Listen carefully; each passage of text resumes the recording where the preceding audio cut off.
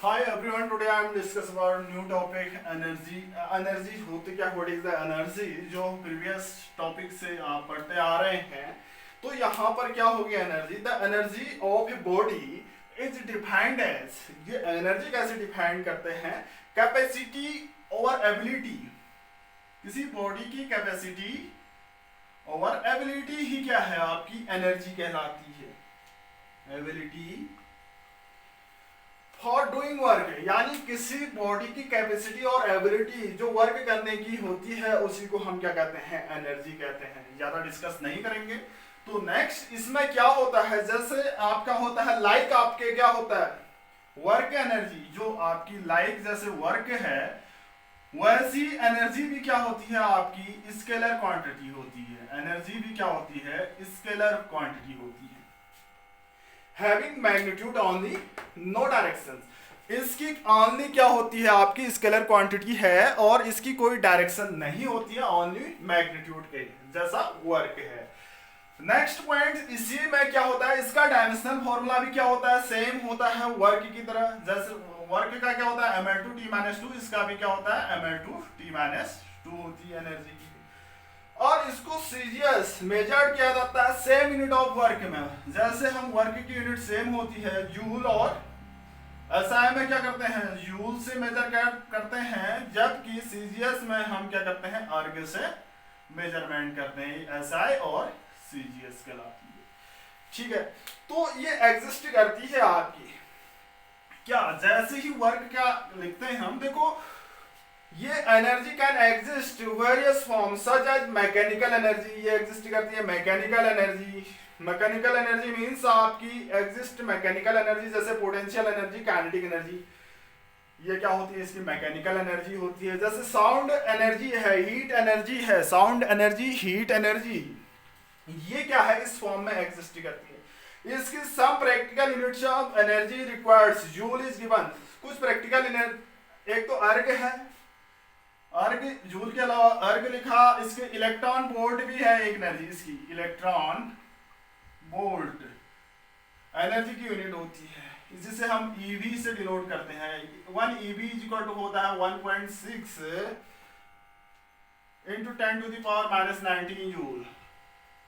ये भी क्या है, अर्ग तो हम जानते हैं, इलेक्ट्रॉन वोल्ट भी क्या होता है, जिसे हम ईवी से डिनोट करते हैं, इसे क्या कहते हैं 1.6 इंटू 10⁻⁻⁻ जूल। इसके अलावा कैलोरी भी होती है, इसकी यूनिट कैलोरी भी होती है, जिससे हम क्या लिखते हैं, CL लिखते हैं, CAL। ये किसके, 1 कैलोरी इक्वल टू 4.186 जूल कहलाती है।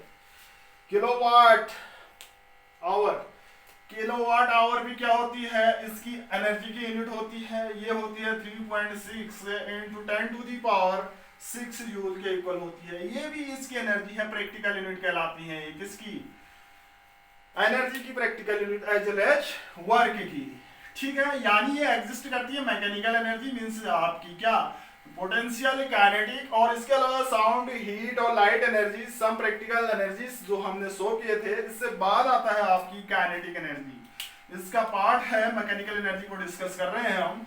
Kinetic energy, kinetic energy, kinetic energy क्या होगा, काइनेटिक एनर्जी, देखो energy possessed by a body virtue of its motion is called energy, kinetic energy. देखो मोशन के कारण जो एनर्जी possess होती है उसे हमने कहा kinetic energy. The energy possessed by a body by virtue of its motion, यानी मोशन के कारण जो एनर्जी possess हो रही है उसका जो गुण है उसी को हम क्या कहते हैं, kinetic energy. In other words amount of work done, amount of, other word में हम लिख सकते हैं amount of work done that is moving object can before coming to rest equal to its kinetic energy. जो kinetic energy होती है आपके, suppose कोई बॉडी का मास m है, उसकी वेलोसिटी क्या है, v है, तो उसका काइनेटिक एनर्जी ये होती है mv²। इसको डेरिवेशंस हम कर रहे हैं। मास क्या है, m क्या है मास है, v क्या है वेलोसिटी ऑफ बॉडी। इसके एग्जांपल पढ़ते हैं, अभी थोड़ी देर में डेरिवेशन कर रहे हैं इसका। एग्जांपल जैसे आपकी bullet fired from the guns can target due to the its kinetic energy, ये भी इसकी क्या है, kinetic energy. Kinetic energy, fast stream water is used run water nulls, दूसरा example. Third, kinetic energy of air use to windmills, ये भी क्या है काइनेटिक एनर्जी। तो आपकी kinetic energy of hammer use to drive the nail of the piece of the wood, जैसे हम लकड़ी में क्या करते हैं कील ठोकते हैं, वो इसमें भी क्या होगी आपकी काइनेटिक एनर्जी होगी। इसकी एसआई यूनिट सेम होगी, जो एनर्जी की होगी जूल होगी, और इसका डायमेंशनल फार्मूला भी सेम होगा mL2T-2 काइनेटिक एनर्जी का भी। ठीक है, काइनेटिक एनर्जी ये हमेशा क्या होती है आपकी, काइनेटिक एनर्जी ऑलवेज क्या होती है, पॉजिटिव होती है। क्या होगी, it can be never negative, ये नेगेटिव कभी भी नहीं हो सकती है, नेगेटिव नहीं होती है काइनेटिक एनर्जी। ठीक है, kinetic energy of a body depends on the frame of reference, ये फ्रेम ऑफ रेफरेंस पर डिपेंड करेगी। ठीक है, ओनली किस पर डिपेंड करेगी, फ्रेम ऑफ रेफरेंस। जैसे काइनेटिक एनर्जी ऑफ ए मास उसके पर्सन ऑफ मास पर डिपेंड करेगी, और इसकी वेलोसिटी पर डिपेंड करेगी। Frame of the earth kinetic energy same person है तो जीरो।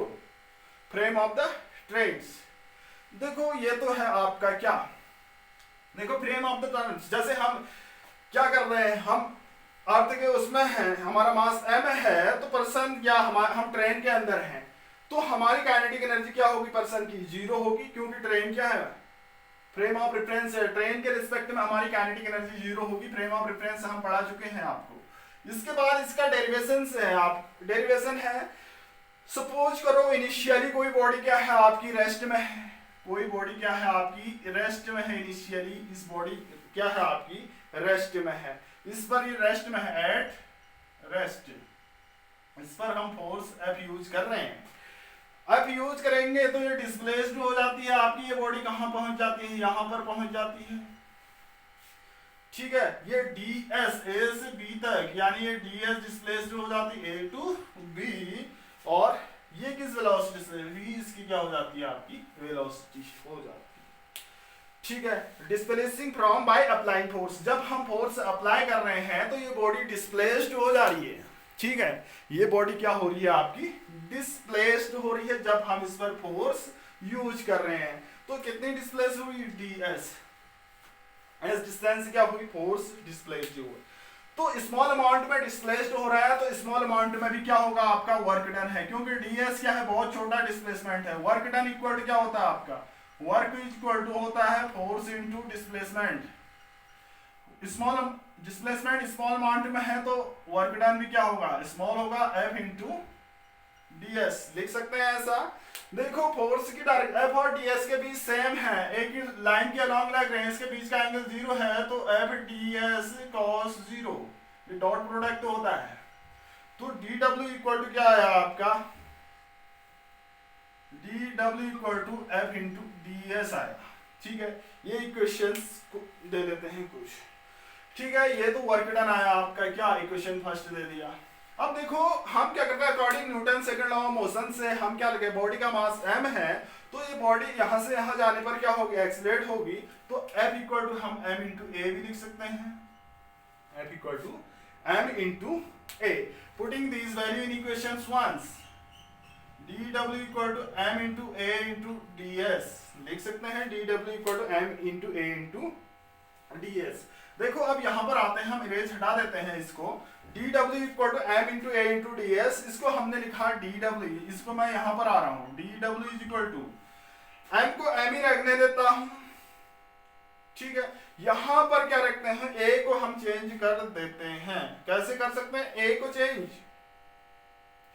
a को क्या लिखते हैं, m को m rate of change of velocity is called acceleration. a को a इज इक्वल टू क्या होता है आपका dv अपॉन dt, इसको a यहां पर रखा, m इंटू m तो ऐसे रहा इंटू ds, इसको हम ds लिख देते हैं। देखो m तो m ही रहा, a की जगह हमने dv अपॉन dt रखा और ds सेम रखा। ठीक है, तो यहां पर क्या आ रहा है आपका, देखिए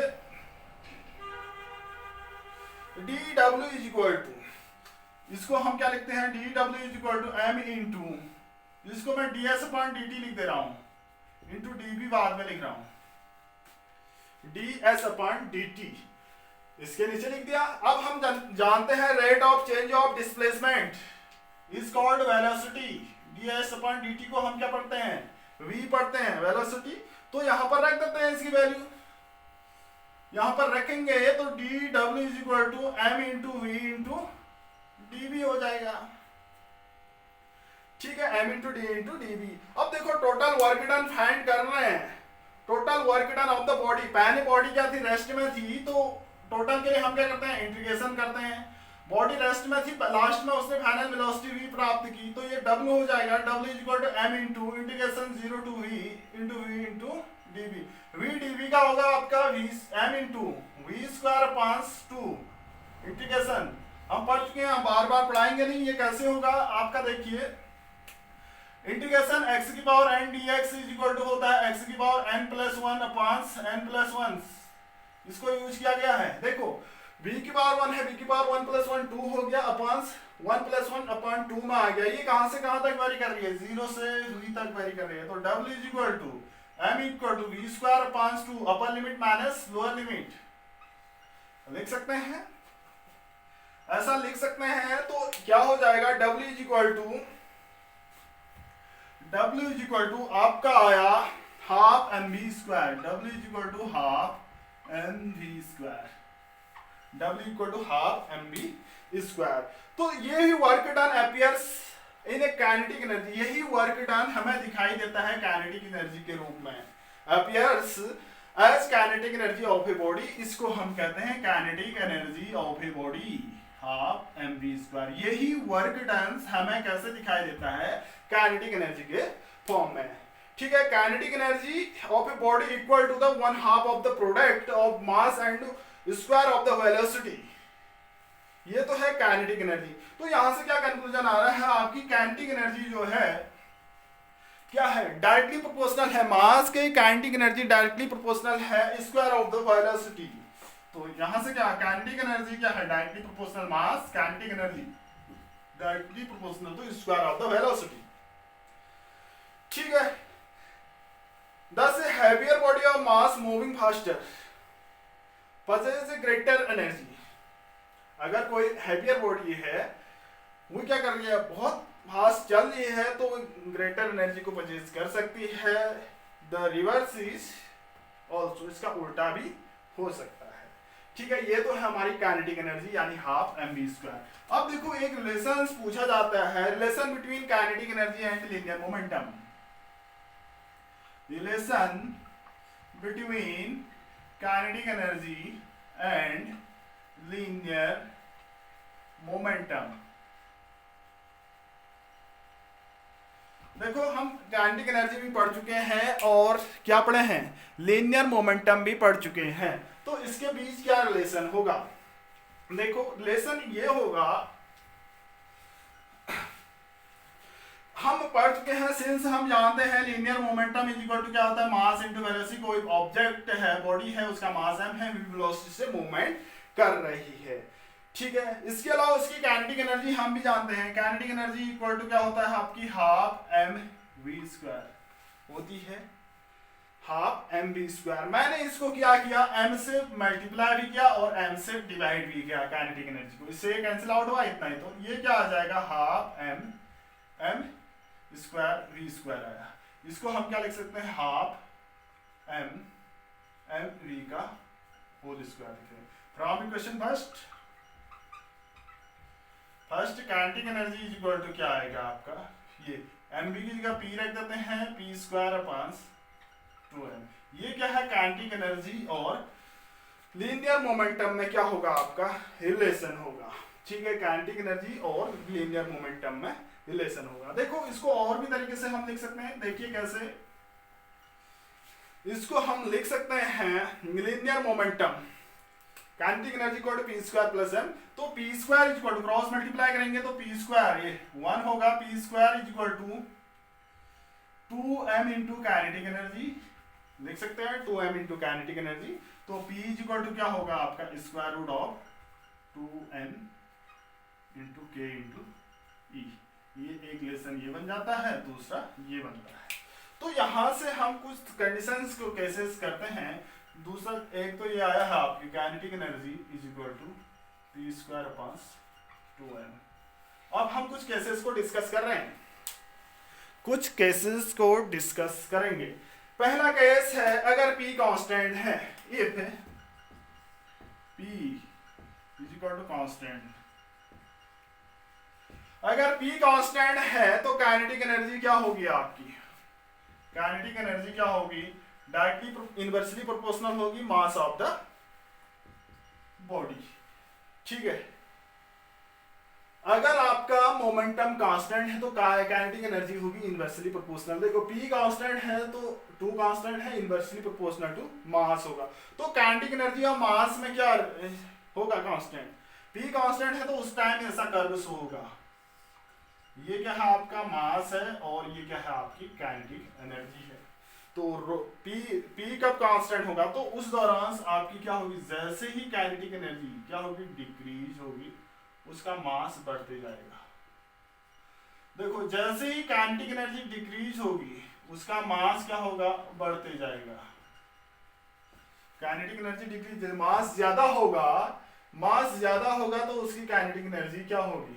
कम होगी। एक मास अगर कम है तो काइनेटिक एनर्जी ज्यादा होगी। कब? जब आपका लीनियर मोमेंटम कांस्टेंट है। एक कंडीशन, एक तो ये होगी। दूसरी कंडीशन हम कह सकते हैं जब क्या है? काइनेटिक एनर्जी कांस्टेंट है। जब काइनेटिक एनर्जी क्या है? कांस्टेंट है। के ई क्या है आपका? कांस्टेंट है। के ई क्या है आपका? कांस्टेंट है। अगर काइनेटिक एनर्जी कांस्टेंट है तो क्या होगा आपका? क्या कंडीशंस होगी? तो जो आपका लीनियर मोमेंटम होगा, ये काइनेटिक एनर्जी कांस्टेंट है तो लीनियर मोमेंटम डायरेक्टली वेरी करेगा square root of mass of the body के। ठीक है, इसका जो डायग्राम आएगा कुछ इस टाइप से आएगा। क्या कांस्टेंट है? अब काइनेटिक एनर्जी कांस्टेंट है तो किसके बीच ग्राफ ड्रॉ होगा? तो पी स्क्वायर और एम के बीच में हम ड्रॉ कर रहे हैं। ये पी स्क्वायर है ऊपर की ओर, ये क्या है? आपकी पी स्क्वायर है, ये एम है। तो काइनेटिक एनर्जी कांस्टेंट है तो कुछ इस टाइप का ग्राफ आएगा आपका। ये यहां पर क्या होगी? Kinetic energy constant. ये क्या है? Kinetic energy constant. Last conditions ये तो आ गया होगा। अगर क्या एम ही कांस्टेंट है, मास कांस्टेंट है। तीसरी कंडीशन, एम क्या है? कांस्टेंट है। एम कांस्टेंट है तो हम क्या करेंगे? जो आपकी मोमेंटम है, क्या है? मोमेंटम पी स्क्वायर क्या होगा आपका? पी स्क्वायर डायरेक्टली प्रोपोर्शनल होगा काइनेटिक एनर्जी की, इस फॉर्मूले से। तो इसके बीच क्या होगा? ग्राफ कैसा होगा? जब m कांस्टेंट है तो ऐसा आएगा। ये काइनेटिक एनर्जी इसमें होगा और मास ऐसे होगा। सॉरी, मास नहीं, ये क्या होगा आपका? p स्क्वायर कर देते हैं तो इसमें m कांस्टेंट का कर्व ऐसे आएगा। m equal to constant. ये तो हमने स्टडी कर चुके हैं कि ये क्या होगा आपका? Relation between kinetic energy and linear moment.